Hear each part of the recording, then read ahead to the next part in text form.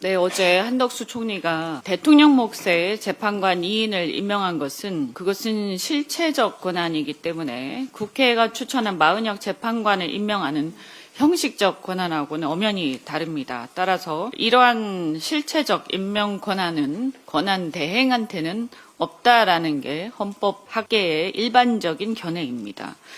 임명권이 없는 권한대행이 조기 대선 시작도 하기 전에 불과 2달 후에 선출될 대통령의 임명권을 침해한 셈입니다. 더구나 한덕수 대행은 윤석열, 내란 수계로 파면된 윤석열이 임명한 자입니다.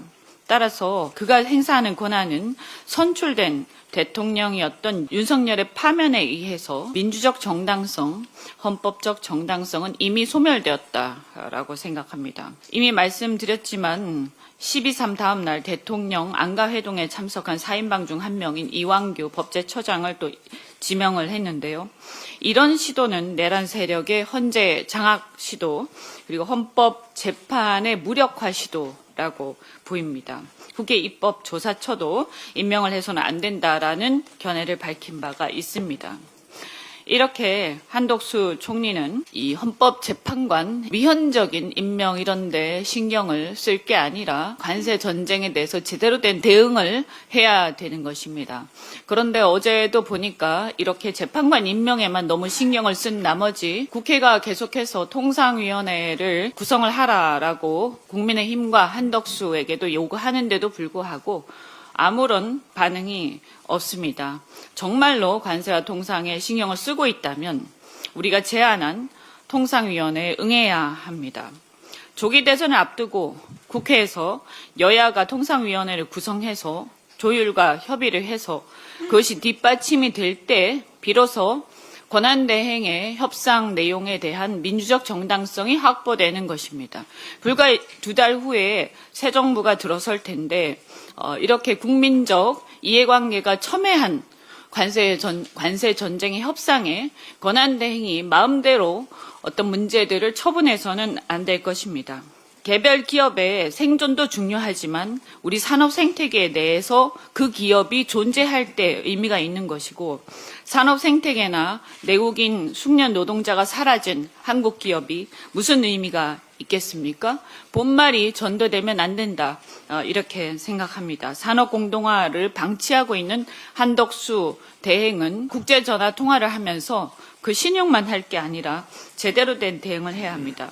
특히 알래스카 프로젝트에 대해서는 경제성이 없다. 이렇게 해서 많은 국제적인 메이저 오일 컴퍼니가 철수를 이미 한 바가 있습니다. 우리가 관세 협상을 하는 데 있어서 협상 카드로 이용할 수도 있고 또는 여기에 대한 투자 의향은 보일 수도 있다고 생각합니다. 그러나 혹한 속에 기술적 난관이 있고 우리나라의 강관, 그러니까 철강관과 배관, 그리고 밸브 이런 것들이 전 세계에서 가장 경쟁력이 높은데도 불구하고 트럼프 정부는 25%의 고율의 관세를 매겼습니다. 저는 최소한 이러한 것들을 협상을 하려면 그 관세에 대해서 여기에 들어가는 철강이 엄청난 만큼 한국산 철강에 대해서 관세를 면제를 해준다든지 이런 것들을 받아내야 한다 이렇게 생각을 하고 그리고 이 비용도 여러 전문가들의 분석에 의하면 카타르 그 천연가스 개발하는 비용이 한 200억 달러 정도 되는데 그 2배가 넘는 450억 달러가 알래스카 프로젝트에 든다고 합니다. 그러면 2배가 넘는데 이것을 상쇄를 하려면 알래스카 주에서 보조금을 준다든가 미국이 세액공제를 대폭 해준다든가 아까 말씀드린 한국산 철강에 대해서 관세 면제를 해준다든가 이런 것들을 상당히 받아내지 않고서는 쉽게 타결되기 어렵다고 저희는 생각합니다. 한덕수 대행이 아무쪼록 이 문제에 대해서 제대로 대응을 해야지 적당하게 국제전화 통화만 하는 척하면서 신용만 하고 그렇게 해서 적당히 이 문제를 처리해서 우리 대한민국의 국민적 이해관계, 경제적 이해관계에 심대한 어떤 타격을 미쳐서는 안 될 것이다. 분명히 말씀드립니다.